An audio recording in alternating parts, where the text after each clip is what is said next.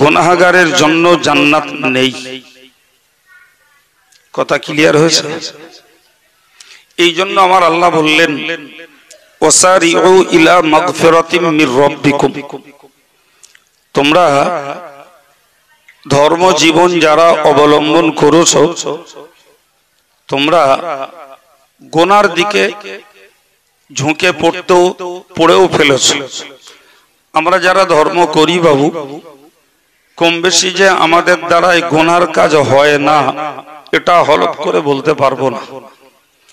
যদিও আমরা নেককার মানুষ হিসাবে নেকির কাজ করার চেষ্টা করি, কিন্তু কখনো আমাদের দ্বারাই গুনার কাজও হয়ে পড়ে, ঠিক না বাবা?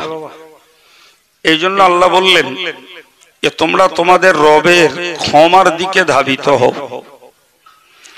তোমরা নেকির কাজ যা করছো আলহামদুলিল্লাহ, কিন্তু পাপ যেটা তোমরা করে ফেলছো এর জন্য তোমরা ক্ষমামুখী হও। আল্লাহ পাকের কাছে তোমরা ক্ষমা প্রার্থনা করো। যত বেশি তোমরা ক্ষমার দিকে ধাবিত হবে, তোমাদের জিন্দেগির গুনাহ খাতা যদি আল্লাহ মাফ করে দেন তাহলে পাপের পাল্লাটা হালকা হয়ে যাবে।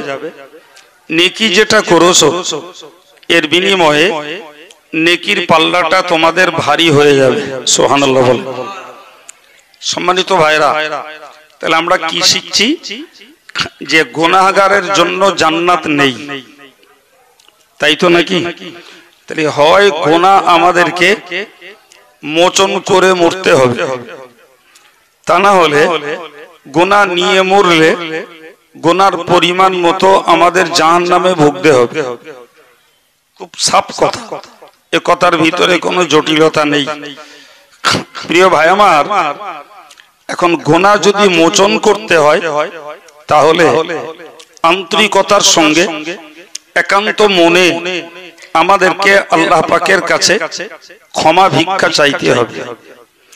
কি নারী, কি পুরুষ, কি বৃদ্ধ, কি বৃদ্ধা, আমাদের সকলকে ক্ষমার প্রতি মনোযোগ দিতে হবে। এই বার্তাটা আমার নয় বাবা, এটি আল্লাহ পাকের দেয়া বার্তা, আল্লাহর দেয়া বার্তা যে তোমরা ক্ষমামুখী হও। তাহলে যে নেকিটাই তোমরা করছো ওইটা পাপের নেকির পাল্লায় চাপলে নেকির পাল্লাটা ভারী হবে। তার আগে তোমাদেরকে গুনার বোঝাটা ক্ষমা চেয়ে হালকা করাতে হবে। পরের কথা আল্লাহ বললেন ওয়া জান্নাতিন আরদুহাস সামাওয়াতু ওয়াল আরদ, তোমরা গুনার মাফি চাও আর জান্নাতের দিকে দৌড়াও। সুবহানাল্লাহ। গুনাহ যাদের ক্ষমা হবে তাদেরই পাওনা হবে জান্নাত। গুনাহ যাদের ক্ষমা হবে, বলেন বলেন, তাদের পাওনা হবে।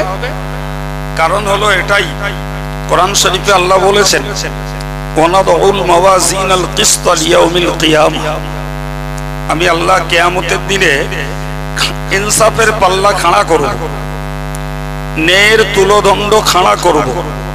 এক পাল্লায় নেকি চাপবে আর এক পাল্লায় পাপ। এই পাল্লাটাকে যখন ওজন করা হবে, মহান আল্লাহ বলেছেন ফামান সাকুলাত মাওয়াজিনুহু, যার নেকির পাল্লা ভারী হবে, ফাহুয়া ফি ঈশাতির রাদিয়া, ওই লোকটা সন্তুষ্টির সঙ্গে জীবন ধারণ করবে। সুবহানাল্লাহ। ওয়া আম্মা মান খাফফাত মাওয়াজিনুহু, আর যে লোকটা নেকির পাল্লা হালকা হয়ে যাবে, ফা উম্মুহু হাওিয়া, তার ঠিকানা হবে হাবিয়া নামক দোজখ। কোরআনের একদম সরাসরি বক্তব্য। এবার বলে আমাদের গুনার পাল্লা হালকা করার দরকার আছে না নাই?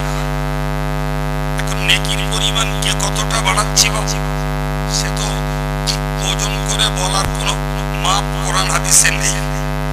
শুধু আমরা পরিমাণে দেখি, নামাজ পড়ি, রোজা রাখি, টাকা আছে যার তিনি হজ করেন, যার টাকা আছে তিনি যাকাত দেন, বাকি ধনী গরিব সবাই জিকির করে, দৈনিক জীবনে তওবা ইস্তেগফার পড়েন। এগুলো নেকির পরিমাণ বাড়ানোর এক একটা আমল।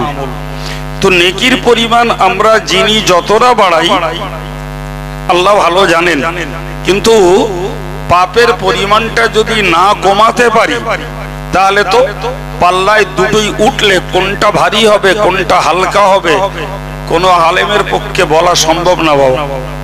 এই জন্য ব্যক্তিগতভাবে আমাদের সকলের এই টেনশনটা, এই চিন্তাটা মাথায় নিতে হবে যে আমি আমার পাপের পাল্লাটাকে হালকা করাবো। তো পাপের পাল্লা হালকা হওয়া মানেই মানুষটা জান্নাত মুখে ধাবিত হওয়ার ইচ্ছা করছে বলা যাবে। সুবহানাল্লাহ।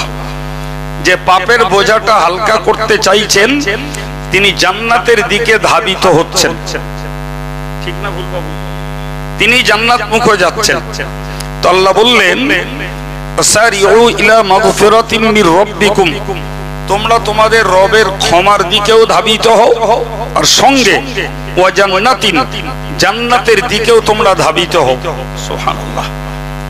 সার কথা জানালো এটা, পাপ যদি ক্ষমা হয় জান্নাতে যাওয়া সহজ। কথা ক্লিয়ার? পাপ যদি ক্ষমা হয় জান্নাতে যাওয়া সহজ হবে। পাপ যদি ক্ষমা না হয় তাহলে জান্নাতে যাওয়া আমাদের জন্য অত্যন্ত দুরূহ, দুষ্কর, কঠিন হয়ে পড়বে।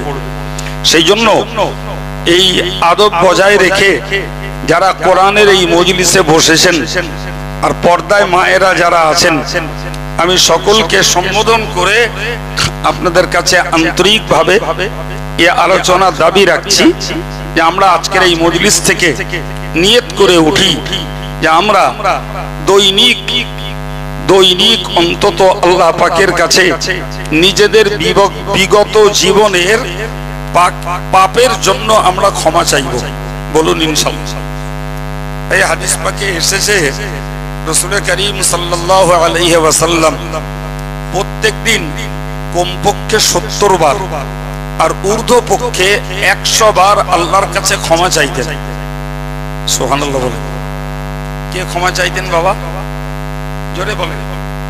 রাসূলুল্লাহ, খোদ আল্লাহর নবী প্রতিদিন কমপক্ষে 70 বার ঊর্ধ্ব পক্ষে 100 বার ক্ষমা চাইতেন।